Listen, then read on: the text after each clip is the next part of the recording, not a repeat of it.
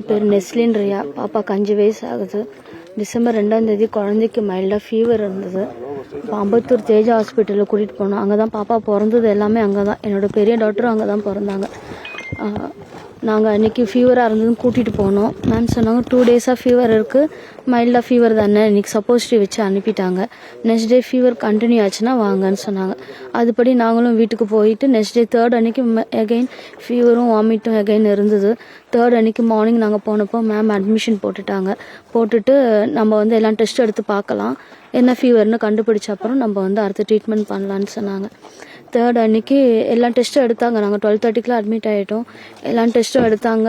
2:30, 3 o'clockலாம் result வந்துடுச்சு. Dengue, malaria, typhoid எல்லாம் பார்த்தாங்க, எதுவுமே இல்லை.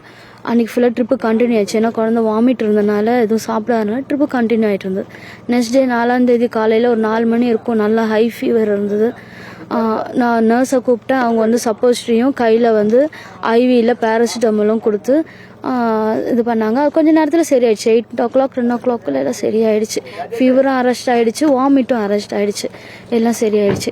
10 o'clock மேம் ரவுண்ட்ஸுக்கு வந்தாங்க. ஓகே, பாப்பா சாப்பிட ஆரம்பித்தா இன்றைக்கி நாங்கள் டிஸ்சார்ஜ் பண்ணிடுறோம், ஃபீவர் எல்லாம் சரியாயிடுச்சு, எந்த டெஸ்ட்டுமே எல்லாமே டெஸ்ட்டில் எல்லாமே நார்மல் தானே, இன்றைக்கி சாயந்தரம் வீட்டுக்கு அனுப்பிடுறோம். நாங்கள் ஒரு 11 o'clock இருக்கும். குழந்தை பசிக்குதுன்னு சொன்னால் 2 பிஸ்கெட் தான் கேட்டால் சாப்பிட்டா. அது ஃபுல்லாக சாப்பிட்டுட்டு ஒரு கிளாஸ் தண்ணியும் குடித்தேன். 2:30 இருக்கும். ரைஸும் கொஞ்சம் 2 ஸ்பூன் ரைஸ் தான் சாப்பிட்டேன், ரொம்ப சாப்பிடல. அப்புறம் அப்பா சாப்பாடு எடுக்க போன கேப்பில் தான் எனக்கு அப்பாவுக்கு வாய்ஸ் மெசேஜ், எனக்கு ஸ்வீட்டை வாங்கிட்டு வா அப்படின்னு சொல்லிட்டு அவங்க தாத்தாவுக்கு வாய்ஸ் மெசேஜ் அனுப்புனா. போயிட்டு ஒரு 3:30 முடிஞ்சிருச்சு, ட்ரிப்பு முடிஞ்சிருச்சு. அப்போ நாங்கள் சொன்னோம், ட்ரிப்பு முடிஞ்சிருச்சு, டாக்டரை கூப்பிடுங்க, டிஸ்சார்ஜ் பண்ணுங்கன்னு சொன்னோம். அப்போ டாக்டர் அங்கே இருக்கிற நர்ஸ் சொன்னாங்க, 4 மணி ஆகுதுமா, 6 மணிக்கு தான் டாக்டர் வருவாங்க, வெயிட் பண்ணுங்க அப்படின்னு சொன்னாங்க.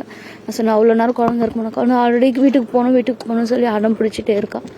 நான் சொன்னேன், கொஞ்ச நேரம் வெயிட் பண்ணு, 6 மணி டாக்டர் வந்துடுவாங்க, நம்ம போயிடலாம் அப்படின்னு சொல்லி நானும் சமாதானப்படுத்தியிருந்தேன். அவளும் நார்மலாக தான் இருந்தாள். கரெக்டாக ஒரு 6 மணி இருக்கும், அவளுக்கு லூஸ் மோஷன் ஆச்சு. லூஸ் மோஷன் ஆனோடனே அவள் டயர்டாயிட்டான். நாங்கள் அப்போயே 6 மணிக்கு ரவுண்ட்ஸ் வர டாக்டர் கூப்பிட்டோம்.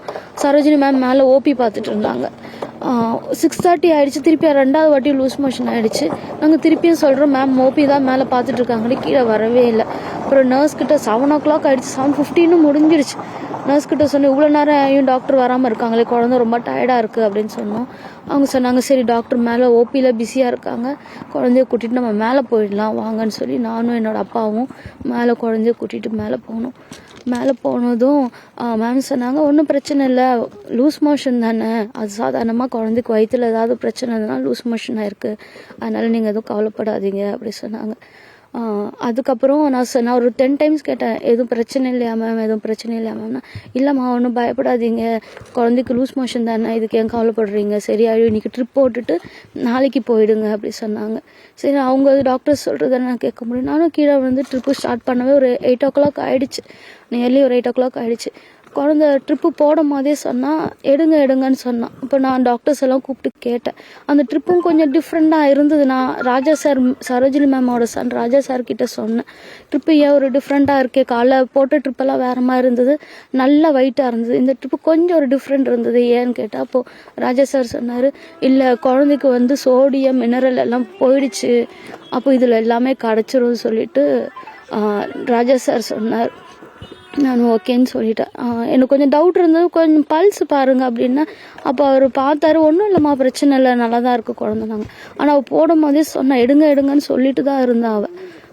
ஒரு 8:30 இருக்கும், இல்லை 8:15 டாக்டர் வந்தாங்க, 8:25 டாக்டர் வந்து பார்க்க தான் செஞ்சாங்க.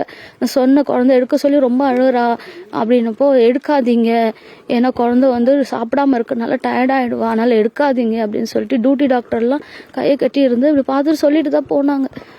ஒரு 8:35 இருக்கும், திடீர்னு ஒரு ஜக்கு, அவ்வளோதான், அதோட குழந்தை இறந்து போயிடுச்சு, கண்ணெல்லாம் மேலே போயிடுச்சு.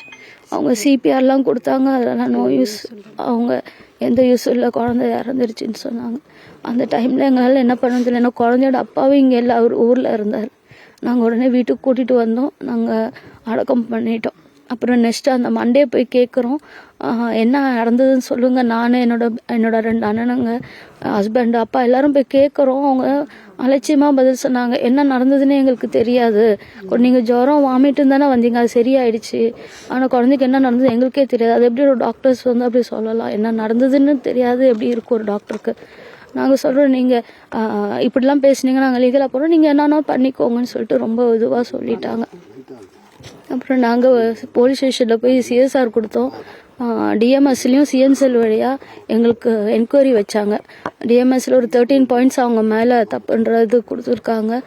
மெடிக்கல் கவுன்சிலையும் கொடுத்துருக்கோம். நாங்கள் மெடிக்கல் கவுன்சில் என்கொயரி முடிஞ்சிருக்கு லாஸ்ட் மந்த் 25th ரிப்போர்ட்காக நாங்கள் வெயிட் பண்ணிகிட்ருக்கோம். இப்போ போலீஸ் ஸ்டேஷனில் எஃப்ஐஆர் போட்டனால போலீஸ் ஸ்டேஷனில் இன்ஸ்பெக்டரும் டிசியும் சொன்னாங்க நாங்கள் வந்து போஸ்ட்மார்ட்டம் பண்ணணும். ஸோ போஸ்ட்மார்ட்டம் நடந்துகிட்ருக்கு. எங்களுக்கு என்னன்னா இது மாதிரி இன்னொரு குழந்தைக்கு நடக்கக்கூடாது.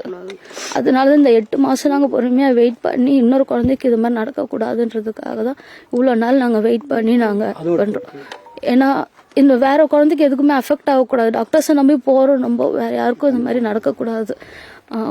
கண்டிப்பாக டாக்டரை அரெஸ்ட் பண்ணணும், ஹாஸ்பிட்டல் சீல் வைக்கணும். என்ன நடந்திருக்கும் நீங்க நினைக்கிறீங்க? அவங்க கொடுத்த அந்த லாஸ்ட்டாக கொடுத்த ட்ரிப் வந்து நாங்கள் கேட்டோம், டிஎம்எஸ்ல டாக்டர்ஸ் வந்தப்போ நாங்கள் கேட்டோம் என்ன நடந்திருக்குன்னு எங்களுக்கு தெரியல, மெடிசன் ரீதியாக எங்களுக்கு சொல்லுங்கன்னு அவங்க சொன்னாங்க. ஃபர்ஸ்ட் ஆஃப் ஆல் பீடியாட்ரிஷியன் இல்லாமல் அவங்க ட்ரீட்மெண்ட் பண்ணியிருக்காங்க, அது எங்ககிட்ட அவங்க இன்ஃபார்மே பண்ணலை. செகண்ட் வந்து அவங்க வந்து கொடுத்த ட்ரிப்புக்கு முன்னாடி குழந்தையோட எலக்ட்ரோலைட் செக் பண்ணியிருக்கணும். அவங்க செக் பண்ணாமலே அந்த ட்ரிப்பு போட்டிருக்காங்க. ஓவர் டோஸ் ஆயிருக்கு குழந்தைக்கு, அதனால கார்டியோ அரெஸ்ட். அந்த சோடியம் பொட்டாசியம் கொடுக்குன்னு சொன்னாங்க இல்லையா, அது ஹை ஆயிருக்கு குழந்தைக்கு, அதனால கார்டியோ அரெஸ்ட் ஆயிருக்கு. நாங்கள் அந்த இதில் நாங்கள் எக்ஸ்பைரி மெடிசன்ல நான் பார்க்கல, அது எதுவும் கவனிக்கல. சரோஜினி மேமும் ராஜா சார் தான் கரெக்ட் இன்ஜெக்ஷன் போட்டார்.